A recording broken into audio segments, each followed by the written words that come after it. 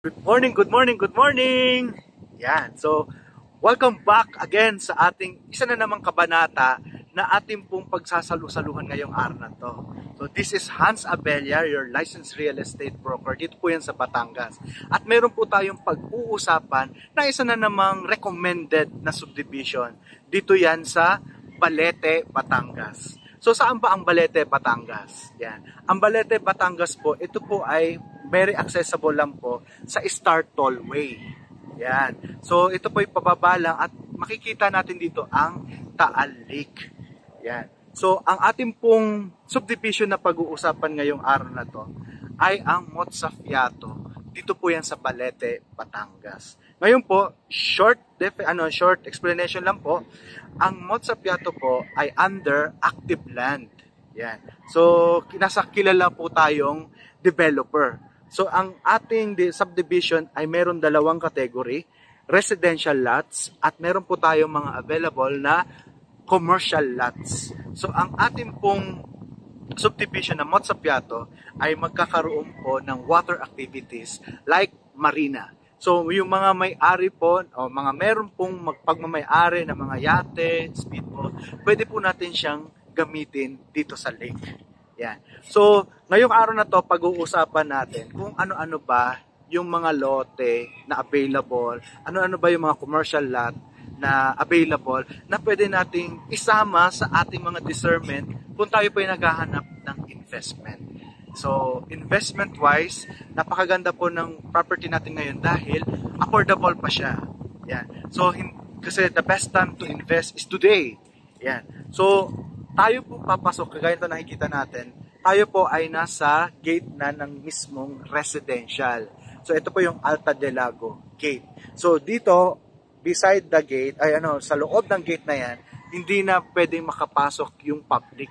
So exclusive subdivision na po iyan. Pero dito sa kinatatayuan ko, parte pa rin po ito ng Motzafiato, pero this belong na sa public dahil magiging commercial area po siya. Yan. So ito po yung nagko-connect dito na sa Barangay Road ng Palsara. Dito po yan sa Barangay Palsara, Balete, Batangas. Kung saan makikita ko lang sa ating harapan, ito na yung magiging commercial lot. Yan. So ito, Block 22 commercial lot po ito. Ayan, kagaya na nakikita niyo yung packet na moto. Simula po yan sa gate ng Motzafiato, papunta dito, commercial area po yan. Yan. May mga nakabili na po niyan. Yan. So, yan po. Ito po yung commercial lot. Yan, ito. Yan. Ito yung commercial lot. Papunta dun. Yun po yung maliit na tulay na yun na tinatawiran. Yan po ay magiging marina. Kung saan pwedeng i-park yung ating mga yate. Yan. Yan. So, dito tayo mag-uumpisa. Yan, napakaganda. At ito po, itong kalsadang to, residential, po yan, commercial. Tapos ito rin po, yung Block 21, commercial po yan. Yan. Hanggang dun, commercial po yan, may isa pong gate. Ang ating pong subdivision magkakaroon ng 4 na gate. Yan. Ito pong Alta del Lago, ito po yung residential, ito po yung exclusive residential estate na subdivision. So hindi po siya pang public. May exclusive po tayo dyan para sa mga homeowners. Pero itong nasa labas, parte pa rin siya ng Motzafiato pero pang public na siya. Yan. So commercial area po ito sa mga naghahanap ng commercial lot. Yan, available po. So kitang-kita natin dito na sa commercial area pa lang, maganda na. Yan. Yan.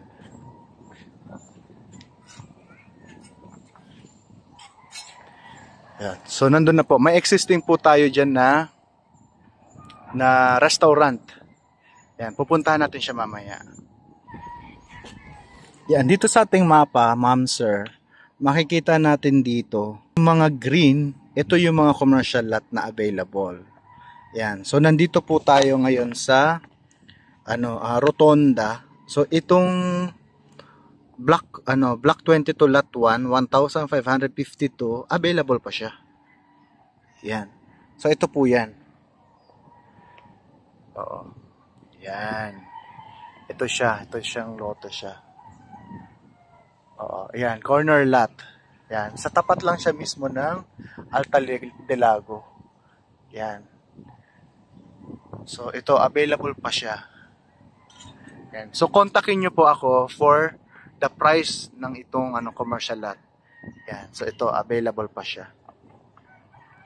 Ngayon, sa gawing sa gawi dito sa kaliwa ko, yan, doon, banda roon, may mga available pa ng mga lote na mas maliliit. Mga around 885 square meter. Na commercial lot po yan. Yan. So again, dito sa mapa, makikita natin na ito ay commercial area pa. Ito po yung magiging marina. Yan. Ito po ay for lease lang po ito ng active land. Yan. So ito na po yung Taal. So kitang-kita na po yan dito. Yan. Yun po. Yan po yan. Ito. Ito yung tulay. Yan. Tapos ito na yan. So ito, pagdating ng araw, magiging business area na siya. Ito, business area.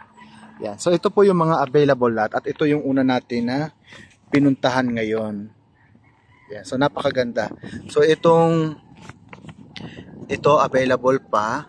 150 square meter. Ito naman 1,817 square meter. Ito 1,552 square meter. Yan. Tapos ito, yung mga nasa harapan natin, available pa siya. So ito po yan. Yan. Ito po. Yan. Ito. Available pa siya. Yan. So bisitahin natin yung mga available residential lots. Let's go!